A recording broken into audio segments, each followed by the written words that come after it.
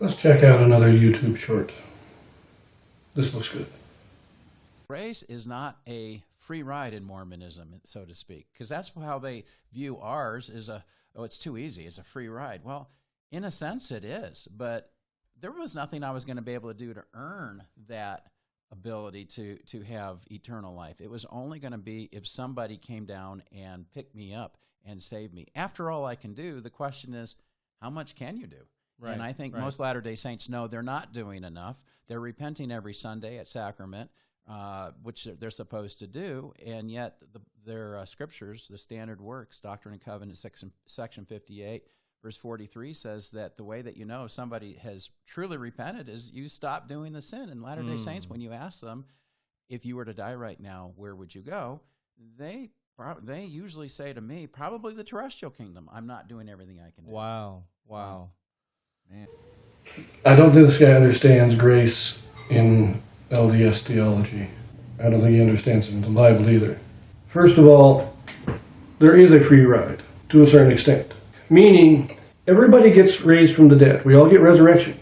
We are also all saved from hell. Nobody born on this earth will not be saved from hell. Everybody is. And we literally include everybody in that.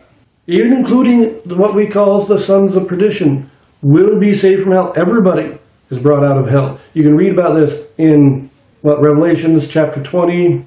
All the spirits are brought out. All the bodies, everybody is resurrected, and everybody is brought out of hell.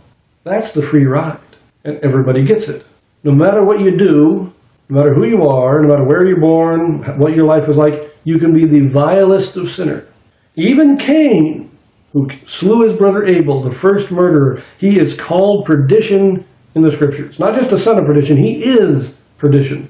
But the grace of God will resurrect him and will bring him out of hell. Now, once he is brought out of hell, then there is the judgment. And at this judgment, now our works are judged.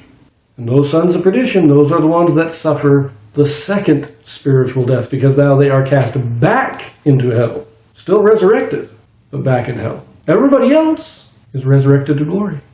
Or is quickened to glory would be a more appropriate term. Everybody else is quickened to some level of glory. Imagine that. What other church teaches this? That no matter who you are, no matter what you've done, with the relatively rare exception of those sons of perdition, will be raised to glory. They will not suffer in hell for eternity. What other church teaches that? Now, our works do play into it. We are judged by our works. We don't earn salvation. Even exaltation, that isn't earned. We are judged on how well we are able to live an exalted life. And if we can't live an exalted life, if we have not demonstrated our ability, if we have not demonstrated that we have learned what it means to be exalted, we can't be exalted. But even if we have demonstrated that, even if we have lived our lives in a way to show God that we are capable of taking on that level of glory, we still couldn't do it ourselves. It is still through the grace of God that we receive that glory.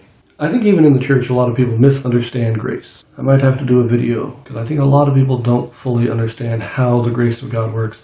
Now, he mentions two other things, after all we can do. Now, that is proper grammar in the 1800s. If we were to speak in the modern day, a more clear, more simple translation might have been, despite all we can do. That even after we do everything we can, it will never be enough. It is only by the grace of God we can be saved. That is what it is really saying.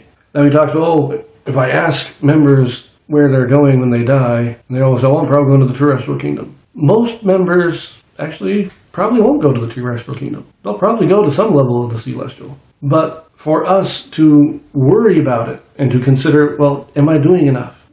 That's just us. That's just our own insecurities. If I was to judge myself, I might be going to the terrestrial kingdom. But that has nothing to do with the grace of God. That's our insecurities and should not be used to try and explain the doctrine. Sorry this took so long. If you enjoyed it, like, subscribe, comment, ring the notifications, do all those good things that push it out there and get people to get the channel known. And if you watch to the end, I know it's not too long of a video, but if you've watched to the end, comment no other name.